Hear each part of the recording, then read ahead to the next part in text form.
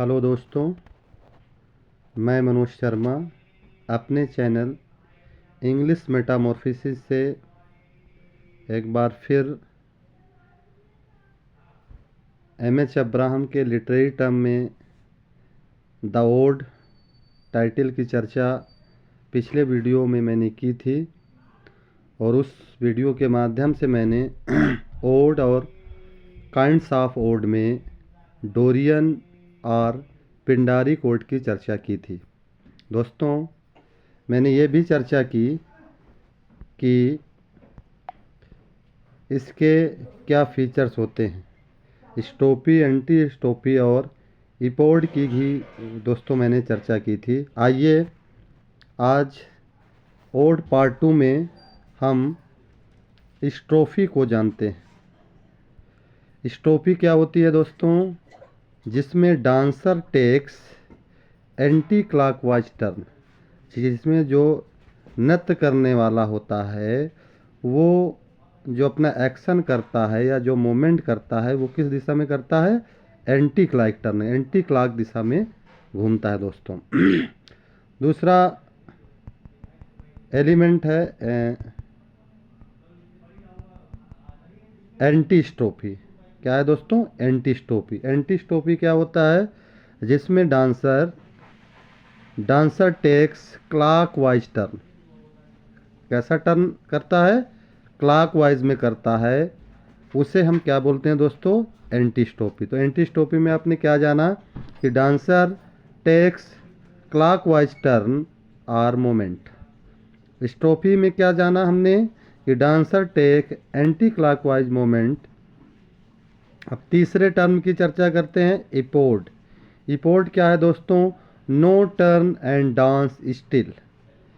इपोड में जो डांसर होता है उसका कोई मोमेंट नहीं, कोई टर्न नहीं होता है, कोई डांस नहीं हो, स्टिल वो स्थिर होकर खड़ा हो जाता है।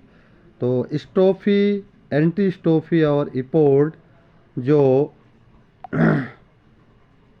आपके पिंडारी कोड के जो स्ट्रक्चर में आपने पढ़ा, तो मैंने ये चर्चा के माध्यम से बताया कि स्टोपी क्या होता है, एंटी स्टोपी क्या होता है और इपोड क्या होता है। दोस्तों, एक महत्वपूर्ण पॉइंट की चर्चा करूंगा, स्टोपी, एंटी स्टोपी एंड इपोड। ये जो पिंडारी कोड के जो तीन एलिमेंट है, स्टोपी, एंटी स्टोपी और इपोड, को किसी पोएम में 3, 4, 5, 6 बार रिपीट किया जा सकता है। मैक्सिमम कितने बार रिपीट किया जा सकता है? 6 बार, मिनिमम 3 बार। यानी किसी भी ओड में स्टोपी, एंटी स्टोपी और इपोड को किसी पोएम में मिनिमम 3 टाइम, मैक्सिमम 6 टाइम। और थॉमस ग्रे की एक एलजी है, थॉमस ग्रे का एक वर्क है प्रोग्रेस ऑफ पोएजी। इसमें 3 टाइम्स स्ट्रोफी, एंटी स्टोफी और इपोड को रिपीट किया गया है। कितनी टाइम? 3 टाइम दोस्तों। तो ये महत्वपूर्ण पॉइंट है कि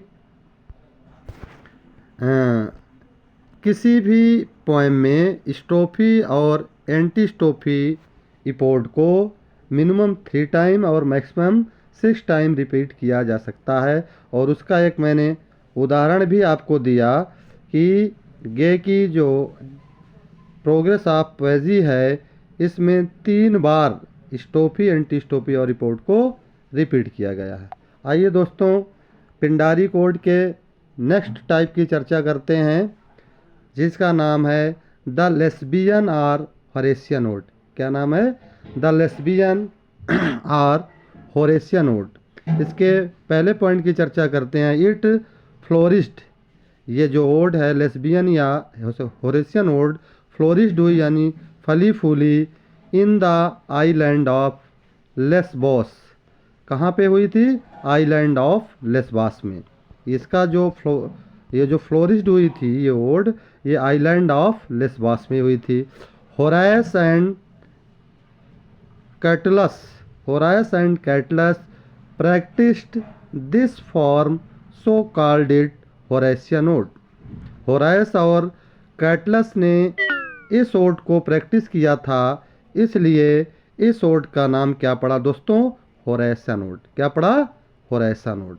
अब आइए होरेशियन ओड या लेस्बियन ओड के स्ट्रक्चर को हम देखते हैं। तो पहला पॉइंट है, ये 60 स्टेंजा में होती है। क्या होता है इसका स्टेंजा? 60 होता है। Each stanza has 4 line. प्रत्येक स्टेंजा में कितनी लाइनें होती हैं दोस्तों? 4 line with same rhyme and metre. Horatian ode में ईच स्टेंजा हैज़ 4 लाइन, प्रत्येक स्टेंजा में 4 लाइन होती हैं with same rhyme and metre के साथ। आइए दोस्तों नेक्स्ट पॉइंट की चर्चा करते हैं।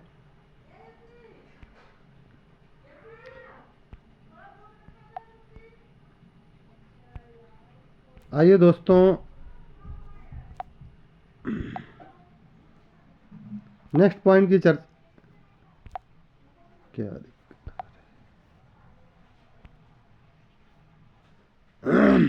आइए दोस्तों नेक्स्ट पॉइंट की चर्चा करते हैं। It presents thoughts in straight forward manner. इसके जो थॉट व्यक्त होते हैं वो किस में होते हैं? स्ट्रेट फॉरवर्ड मैनर में होते हैं। ओके, आइए नेक्स्ट पॉइंट की चर्चा करते हैं दोस्तों। अ फेमस होरेशियन ओड, एक फेमस होरेशियन ओड का नाम है जो कि एंड्रू मार्वेल का वर्क है, राइट अपॉन क्रोम, जो लिखा था एंड्रू मार्वेल ने राइट किया था, वर्क लिखा था upon Cromwell's return from Ireland. ये एक फेमस ओड है एंड्रू मार्वेल का, जो कि होरेशियन या लेस्बियन ओड की कैटेगरी में आती है, जिसका नाम है upon Cromwell's return from Ireland. दोस्तों आइए नेक्स्ट पॉइंट की चर्चा करते हैं। This ode in English literature, English ode एक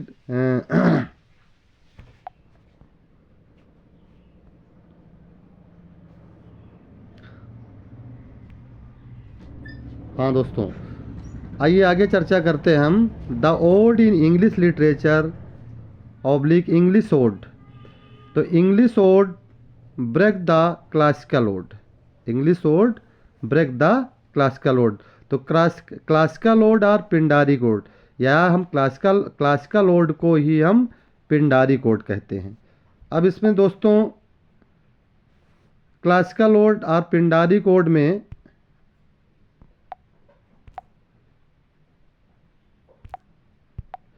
क्लासिकल ओड और पिंडारिक ओड में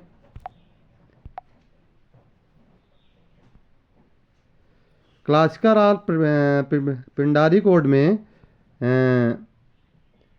दो टाइप की ओडों की चर्चा करते हैं दोस्तों। एक है रेगुलर ओड और दूसरा है इरेगुलर ओड। तो रेगुलर ओड जो रिटन किए गए पीबी शैली और कीट्स ने लिखे थे, और जो इरेगुलर ओड है दोस्तों उनको वर्ड्सवर्थ ने लिखा था। किसने लिखा था? वर्ड्सवर्थ ने। आपने वर्ड्सवर्थ का ओड पढ़ा होगा, ओड एंटीमेशन इमॉर्टलिटी करके जो है, या जिसे ग्रेट ओड के नाम से जाना जाता है। क्या जाना जाता है दोस्तों? ग्रेट ओड के नाम से जाना जाता है। तो इस प्रकार से दोस्तों हमने तीसरी टाइप की जो ओड पढ़ी उसको क्या बोलते हैं हम? क्लासिकल ओड और पिंडारिक ओड। इसके दो पार्ट होते हैं, पहले पार्ट को हम रेगुलर ओड और दूसरे पार्ट को क्या बोलते हैं हम? Irregular ode. तो इरेगुलर ओड वर्ड्सवर्थ ने लिखा था, उसका नाम द ग्रेट ओड या ओड इमॉर्टलिटी ऑन इंटीमेशन करके है। और रेगुलर ओड में आपने जिन राइटर के नाम जाने वो पीबी शैली लिखते थे और कीट्स लिखते थे। तो दोस्तों ओड का ये टॉपिक मैंने अपनी वीडियो के माध्यम से समाप्त किया, और नेक्स्ट वीडियो के माध्यम से मैं अगला एमएच अब्राहम का लिटरेरी टर्म सोनेट लेके आऊँगा। दोस्तों इसकी चर्चा मैं अगले वीडियो में करूँगा। यदि ओड की चीज़ें, इसके फैक्ट आपको समझ में आए हों दोस्तों, तो कृपया मेरे इस वीडियो को लाइक एवं सब्सक्राइब करें। जल्द ही मैं सोनेट पे अगला वीडियो लेके आऊँगा दोस्तों। तब तक के लिए नमस्कार, राम राम, सीताराम दोस्तों।